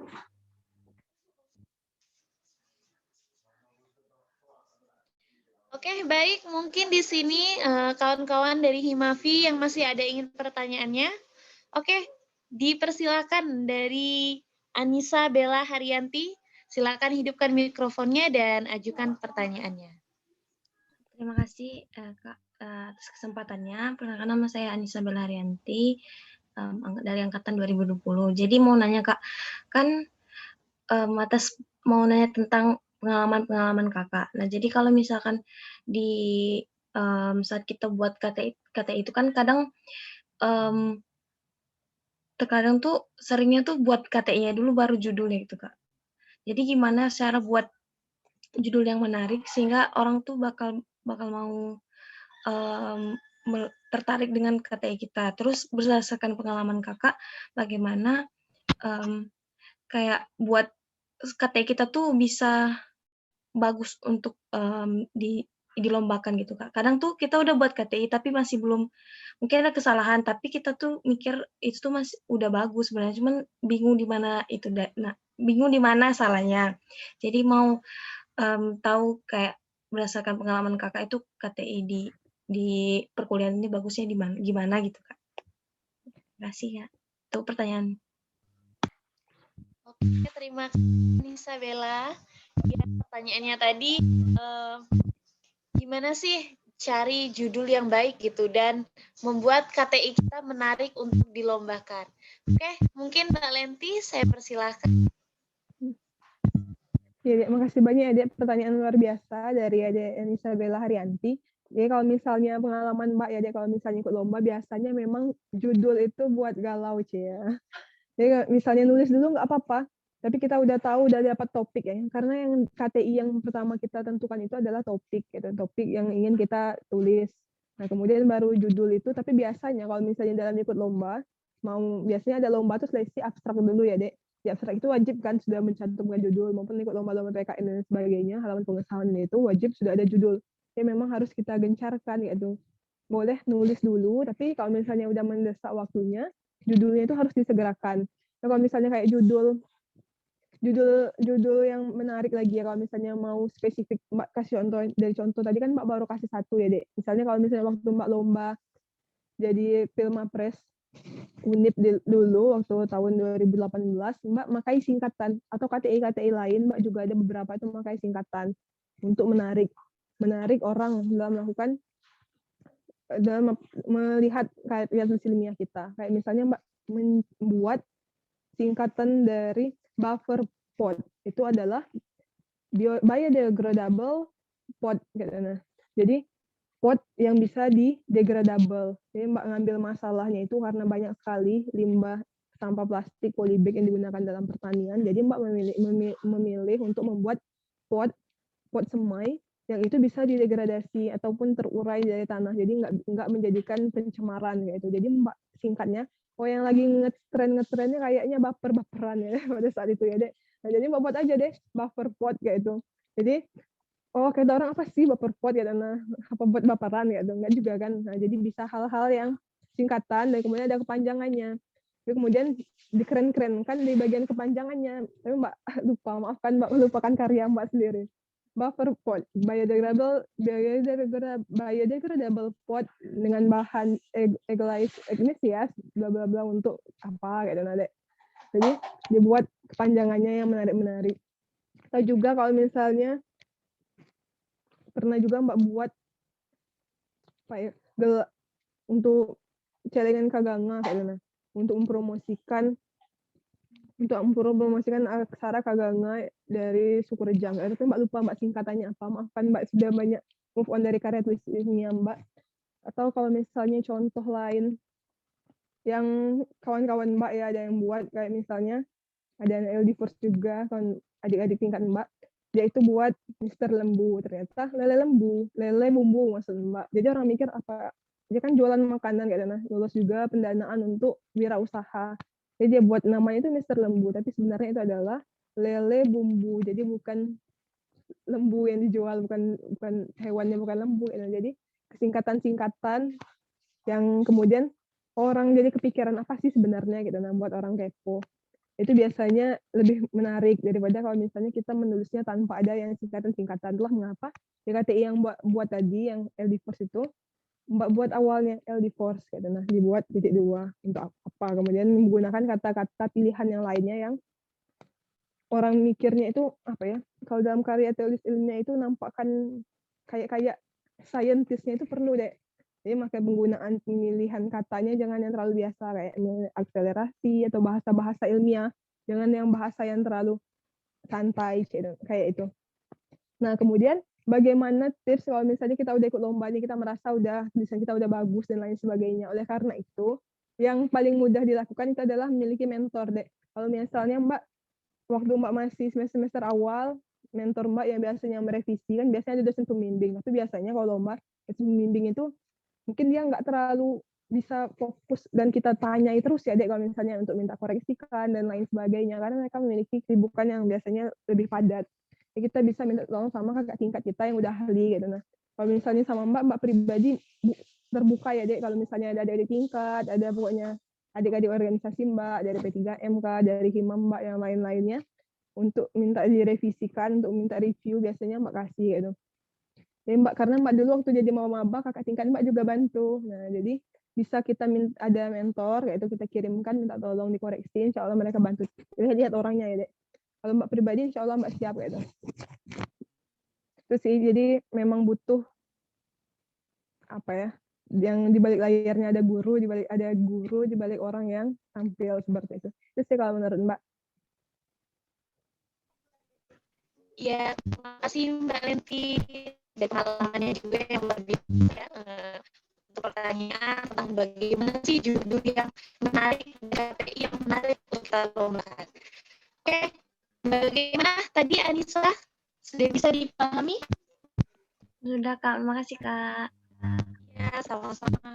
Oke, selanjutnya di sini Mbak, ada di room chat, ini ada pertanyaan dari Anhar. Ya, jadi Haryadi Adnan. Oke, Assalamualaikum Mbak, saya Haryadi, izin bertanya. Nah, saat kita melakukan karya ilmiah, salah satu bagian yang rumit bagi saya, yaitu bagian pengolahan data. Nah Mbak, bagaimana sih cara kita untuk mengolah data dan informasi yang diperoleh saat penelitian supaya maksimal? Dan ketika kita melakukan pengolahan tentu, kita memerlukan sampel yang kita ambil sebagai bahan analisis. Nah, sampel yang bagaimana yang baik untuk kita ambil, Mbak?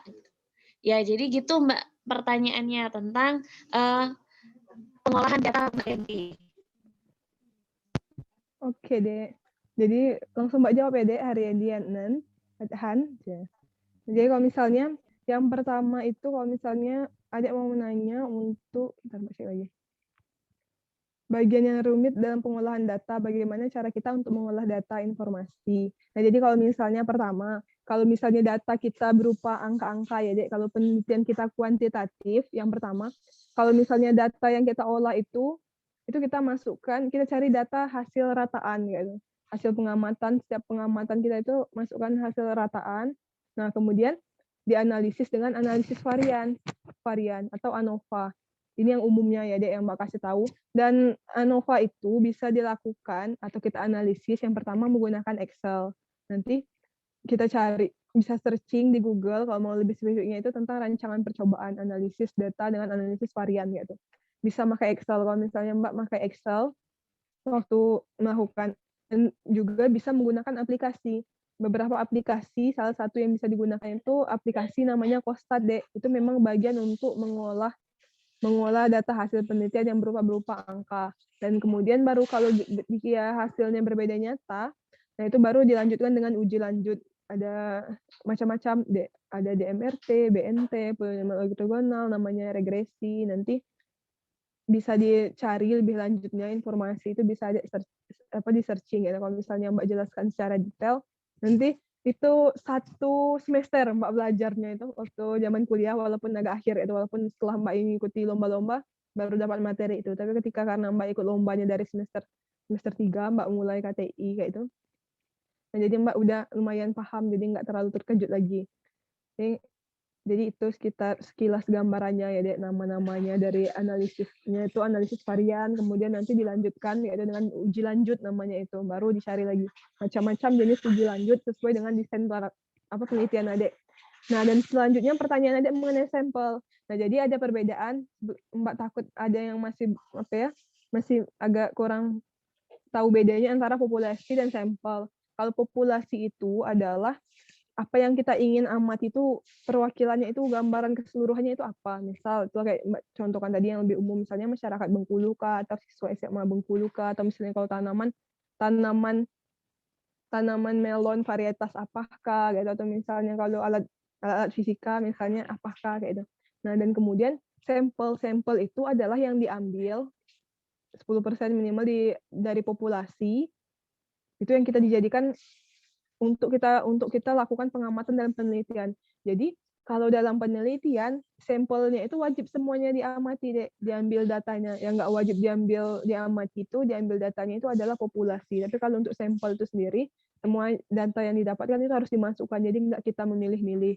Tapi kalau misalnya dalam memilih sampel, kalau misalnya kayak penelitian tanaman ya, Dek, atau penelitian kita itu penelitian apapun, kita memiliki banyak populasi kita itu misalnya dalam satu petakan lahan atau dalam laboratorium berapa cawan petri misalnya mau kita gunakan. Dan yang kita pakai itu untuk memilih sampel kan berapa persen, misalnya kita mau pakai 10%. Yang kita pakai itu adalah caranya misalnya metode yang mau kita ambil itu adalah kita mengacak sampel. Jadi bisa tuliskan semuanya, sampel-sampelnya, kemudian diacak atau diambil jumlahnya, misalnya yang mau diambil itu adalah 10 misalnya. Kemudian itu yang kita ambil itu yang jadi sampel. Itu sah dalam melakukan penulisan karya tulis ilmiah. Jadi kayak itu pengambilan sampel. Metodenya diacak. Dibuat kayak koncangan arisan itulah kurang lebih. Jadi nggak yang terlalu ribet-ribet, kita nggak yang menentukan oh kira-kira ini sih sampel yang bagus. Nah, kalau misalnya kita yang menentukan kira-kira seperti itu, nanti hasilnya nggak natural, itu nggak boleh, memang harus di randomize. Jadi itu tidak. Oke, terima kasih Mbak Lenti untuk pertanyaannya dari siapa, Haryadi tadi ya. Ini ada satu lagi pertanyaan di room chat dari Siti Rohayati nih Mbak. Menurut pengalaman Mbak menjadi juri dalam lomba apa yang sering terjadi yang bisa mengurangi poin dalam penulisan KTI? Lalu bagaimana cara supaya kesalahan tersebut bisa dihindari? Terima kasih, Mbak. Nah, Luar biasa ya pertanyaan juga dari Dek Siti mengenai kalau misalnya dalam posisi sebagai juri ya Dek, kesalahan-kesalahan yang biasanya Mbak sering Mbak temukan kayak itu. Nah, dan yang pertama sebelum Mbak jelaskan kesalahan-kesalahan yang Mbak mau kasih tahu sama teman-teman semua, Dewan Juri misalnya ketika dihubungi panitia perlombaan mau disuruh nilai karya tulis ilmiah, yang pertama juri itu minta adalah pedomannya, panduan dari lomba. Nah, kemudian panitianya ngirim kan file atau paper karya tulis ilmiah dari berbagai peserta. Jadi panduan atau pedoman karya tulis itu adalah kitabnya. Kayak kalau misalnya kitabnya Dewan Juri itu adalah panduan. Jadi Dewan Juri memiliki, kan mereka sudah memiliki ilmunya masing-masing ya dalam karya tulis ilmiah, tetapi yang diikutinya ketika menilai sesuatu KTI adalah pedoman yang saat itu sedang berlangsung dalam perlombaan.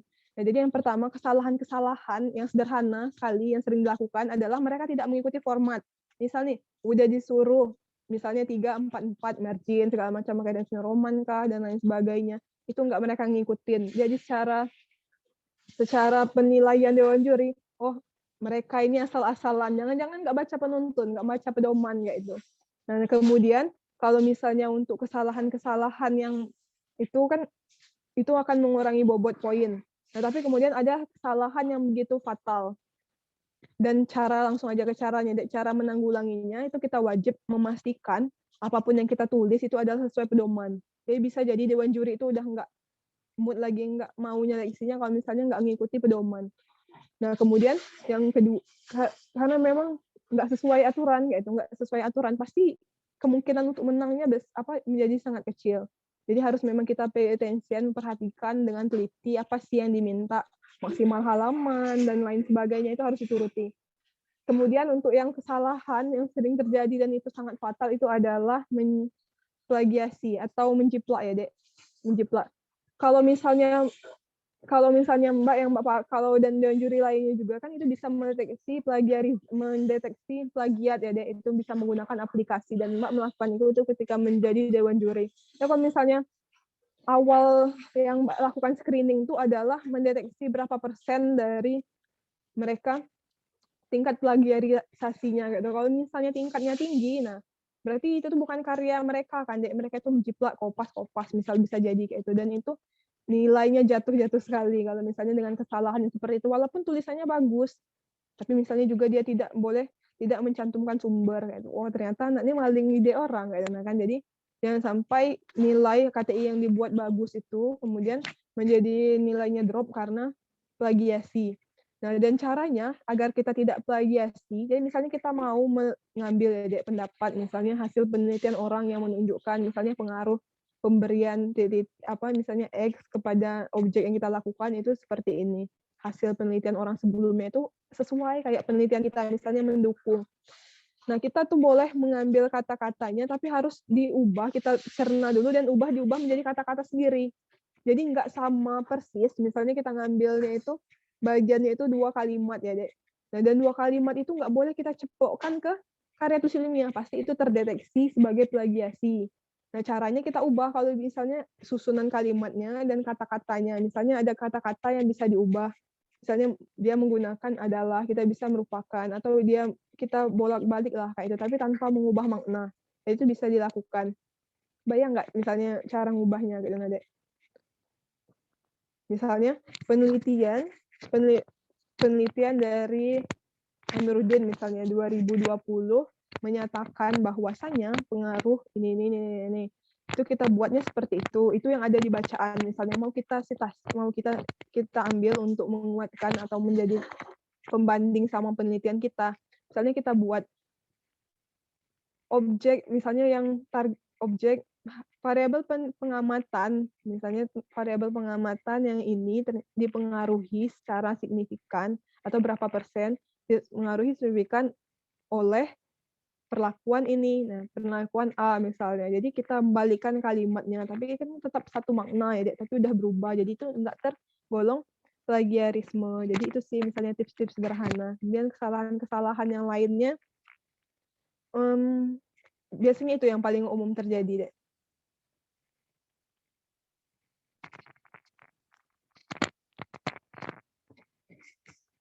Gimana?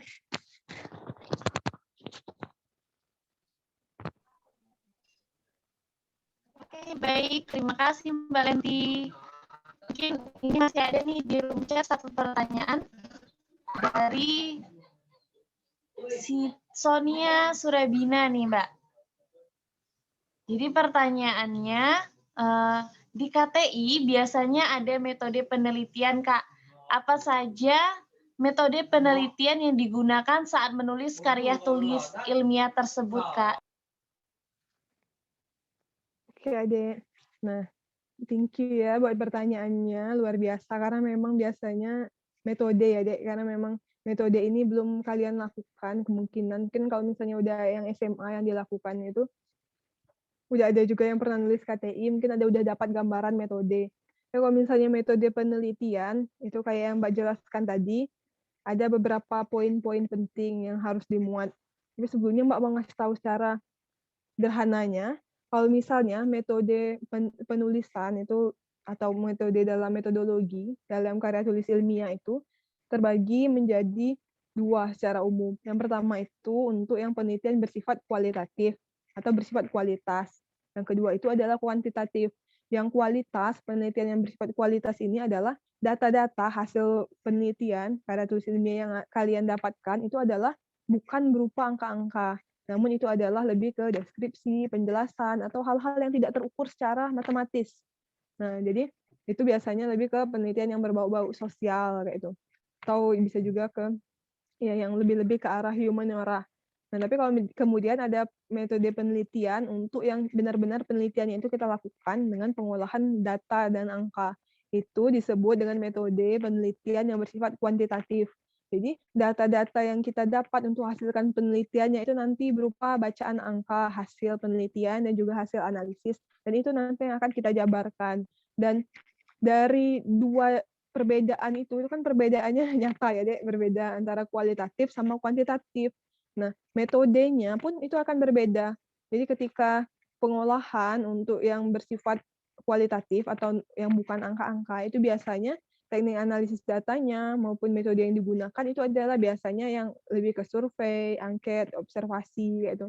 Dan yang data atau hasil pembahasan yang disampaikan itu lebih berupa ke deskriptif kualitatif. Jadi menjelaskannya itu berupa ke deskriptif, kalimat deskriptif dan kemudian ditunjang dengan gambar-gambar. Itu biasanya yang umumnya. Dan selanjutnya kalau misalnya yang kuantitatif itu tadi yang penelitiannya itu berbasis angka-angka. Nah, kemudian itu yang metode penelitiannya itu berarti menganalisisnya dengan data-data. Jadi analisis yang digunakan itu yang kayak Mbak jelaskan tadi, analisis varian biasanya yang paling sering dipakai, kemudian akan diuji lanjut kayak itu. Jadi itu sih gambarannya. Cara umumnya terbagi menjadi dua itu tadi, kualitatif sama kuantitatif. Jadi bergantung sama lomba yang kalian ingin akan ikuti, enak semua deh. Tinggal dijalankannya. Kalau misalnya Mbak lihat lomba-lomba itu, apa ya, walaupun misalnya Mbak dari anak science kan kayak itu, tapi Mbak yang sosial-sosial pun Mbak mengikuti. Nanti ilmunya nambah juga. Itu sih.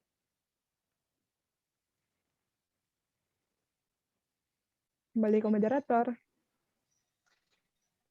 Oke, baik, jadi seperti itu tadi ya Mbak. Jadi biasanya untuk pengolahan data itu ada jenis kualitatif dan kuantitatif. Seperti itu ya Mbak ya?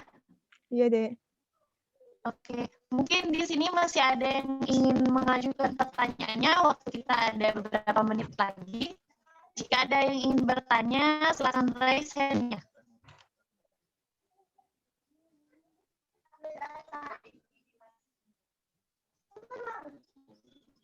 Oke, jadi silakan hidupkan mic-nya dan ajukan pertanyaannya.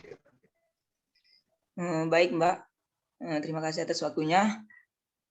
Perkenalkan, nama saya Jody Azhar dari angkatan 2020. Di sini saya akan bertanya, kan di hasil pembahasan itu Mbak ada berikan pembahasan yang jelas dan dikuatkan atau dikomparasi dengan referensi terdahulu, maksimal 10 tahun terakhir. Nah, pertanyaannya Mbak, apakah ada maksimal atau minimal ketika kita lomba KTI untuk jurnal yang kita cantumkan di KTI tersebut, Mbak? Terima kasih, Mbak. Jadi langsung ya, terima kasih untuk pertanyaan Jody Asa, luar biasa. Ya kalau misalnya iya sih, ada yang bisa kebayang juga ya, kira-kira ada pembatasannya nggak kayak gitu. Ya kalau misalnya dalam karya tulis ilmiah nggak dibatasi deh jumlah referensi.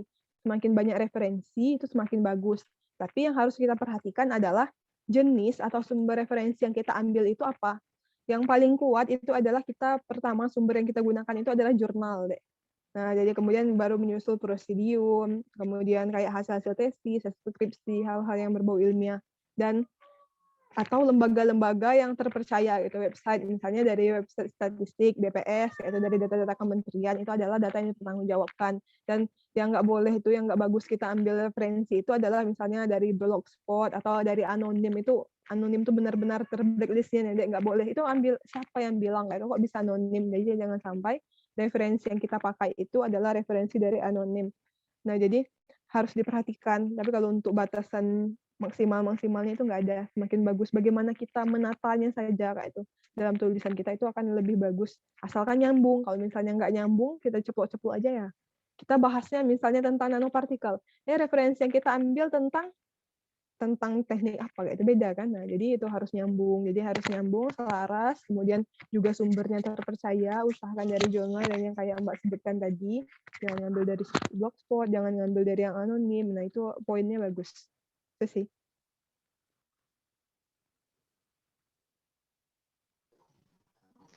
Oke, terima kasih Mbak Lenti. Bagaimana jadi mungkin bisa ya membantu Baik, terima kasih Mbak. menjawab pertanyaannya.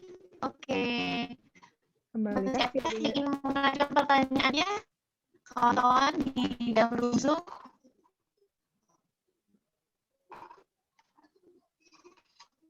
Kalau masih ada yang ingin dipertanyakan, silakan raise hand-nya.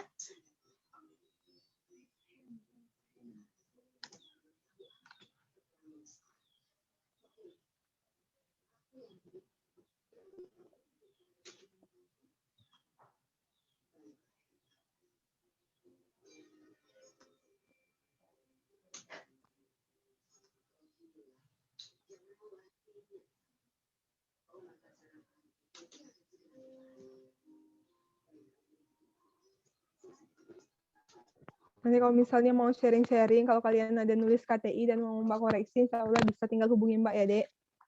Dan ini ada kayak pertanyaan.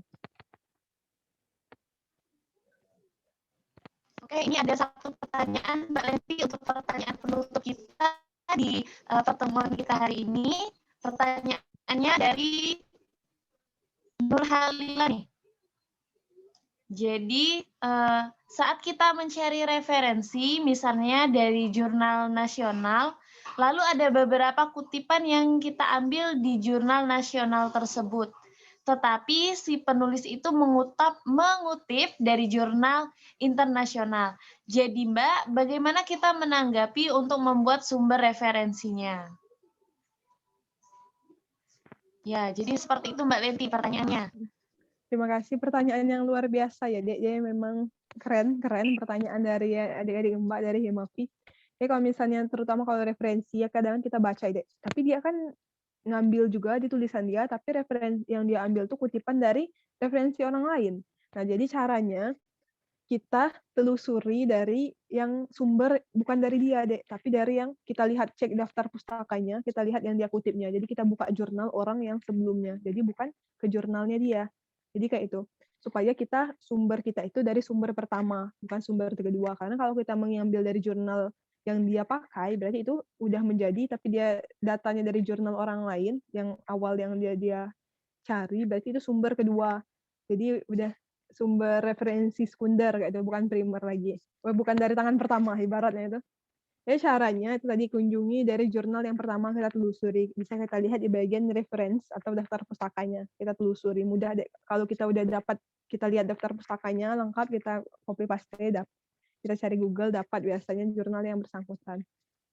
Tinggal lagi kemudian dari kalau misalnya biasanya kalau mau pakai yang sumber kedua itu ada juga deh beberapa penulis. Misalnya dia buat, misalnya tulisannya itu tulisan Mbak kan, tulisan Mbak Lenti Valentina berarti kan yang mengutip dari jurnal misalnya dari Smith tahun 2020.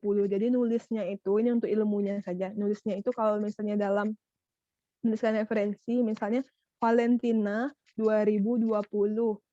in atau dalam. Kalau bahasa Indonesia dalam SMIT 2017. Jadi misalnya kayak itu. Ya, jadi kurung berganda. Tapi kalau Mbak sarankan tetap kita telusuri langsung ke yang SMIT-nya tadi, gara-gara itu adalah tangan pertama tadi ya, Dek. Semoga menjawab.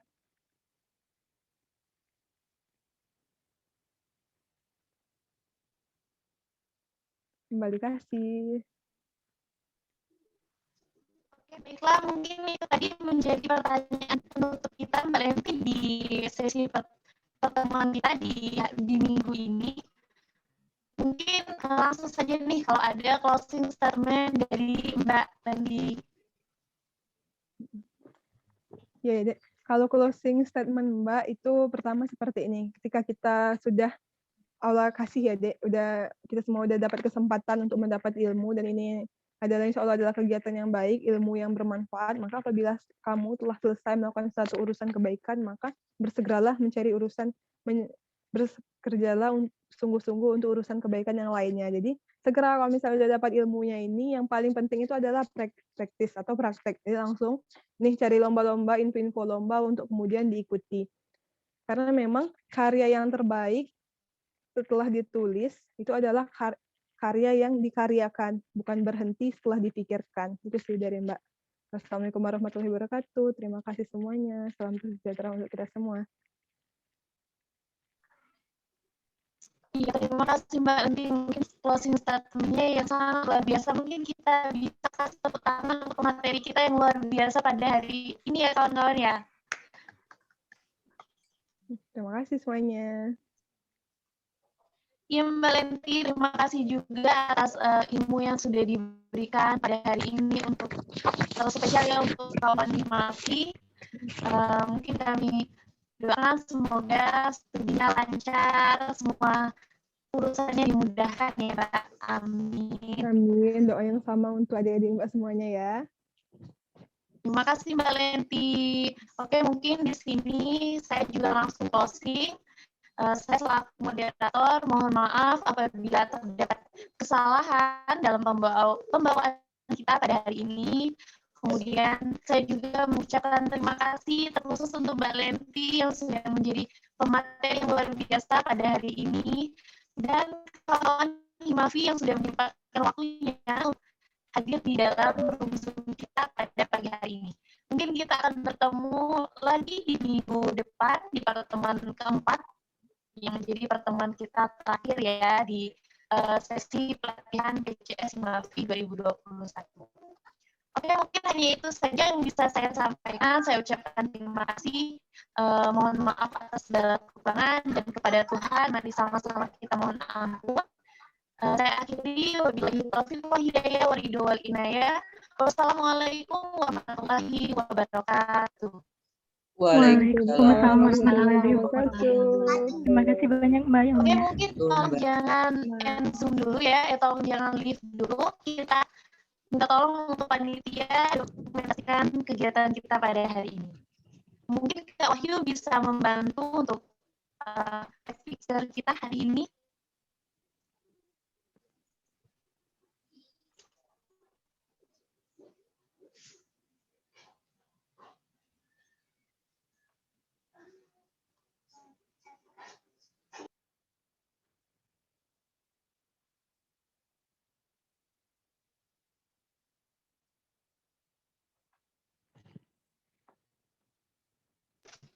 Oh ya, kalau misalnya mau sambil nunggu ya, kalau mau misalnya sharing-sharing tentang bahasa, student exchange, debat, KTI, dan lain sebagainya, insya Allah Mbak terbuka ya, Dek. Karena kita satu alma mater. Siap, Mbak Lenti. Jadi itu udah ada user Instagram Mbak Lenti nih, boleh kalau masih follow. Siapa tahu nanti ya Mbak Lenti kita mau bimbingan KTI, debat, dan sharing cerita kita di kuliah. Betul ya Mbak Lenti ya? Ya Dek, benar banget. Oke, kawan, untuk agenda kita hari ini sudah selesai. Saya persilakan untuk meninggalkan room Zoom kita pada hari ini, dan kita ucapkan terima kasih sekali lagi untuk Mbak Lenti. Terima kasih semuanya. Good luck.